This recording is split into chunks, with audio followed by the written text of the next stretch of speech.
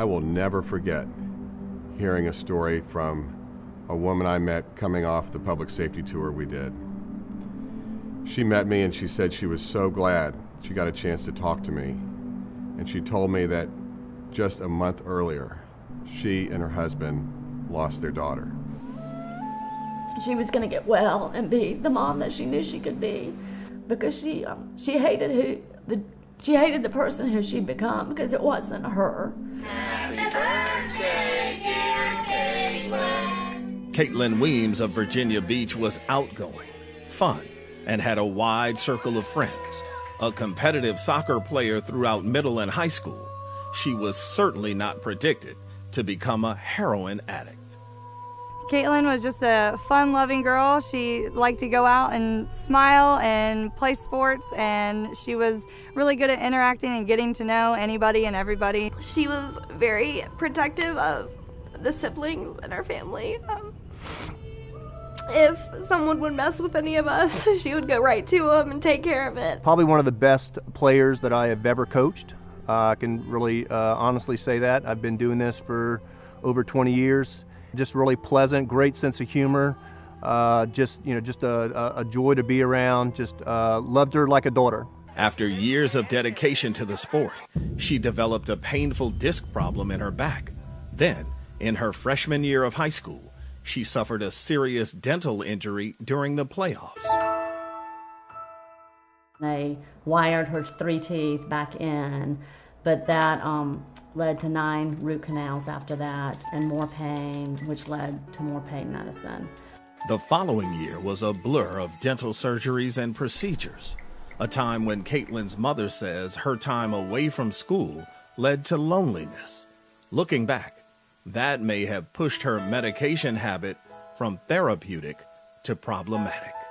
So I think that soon she got her tolerance, increased, and then it just wasn't working. So I would think that, by 11th grade, that she was dependent on it.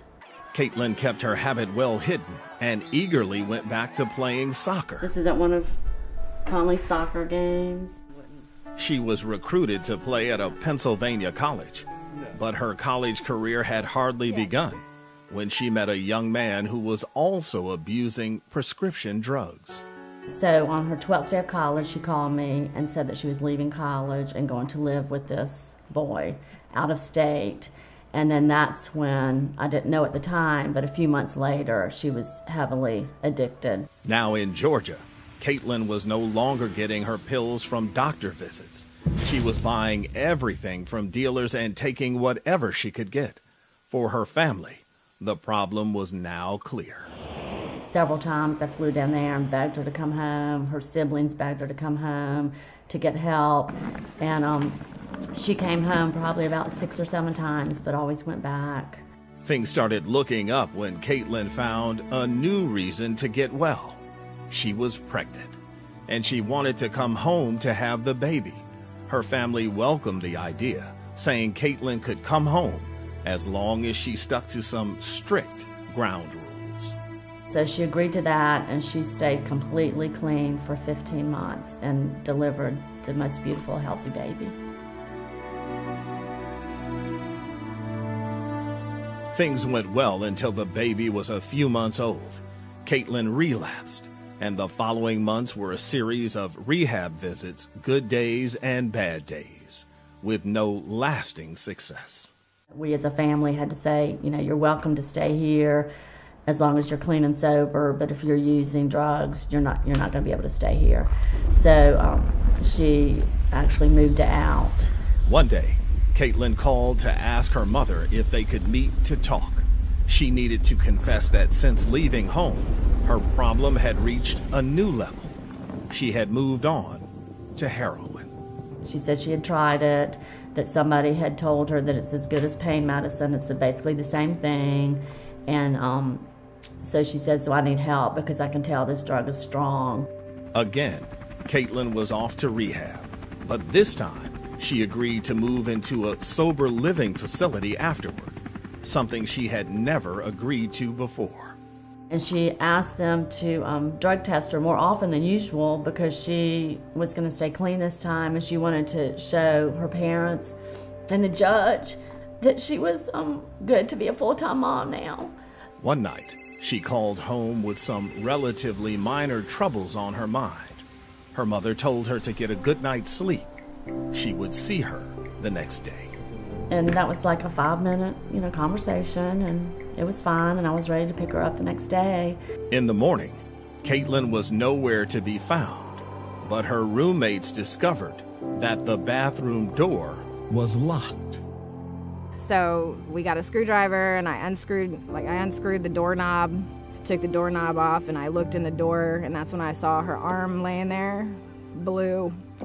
So at that point, we got a hammer, and we all just started busting the door down. At that point, you didn't know what you were gonna walk into.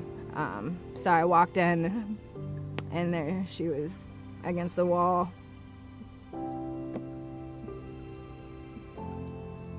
She was dead already. Detectives went to her parents' home to deliver the terrible news, just as Carolyn was gathering her things to go visit Caitlin. From the moment that doorbell rang, I became a totally different person. This is where she last stayed, and I did a redo. The way I look, the way I look at things is so different now.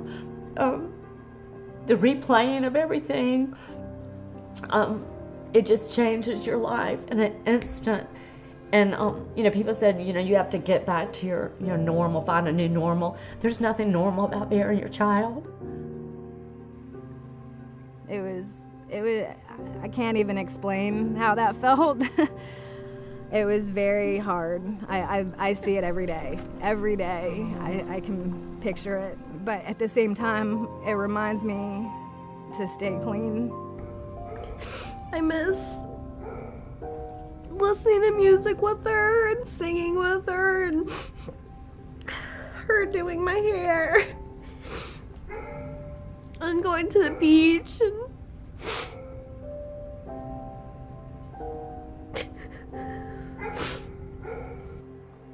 if it would have happened like a year earlier, I of course would have been as devastated but not as surprised.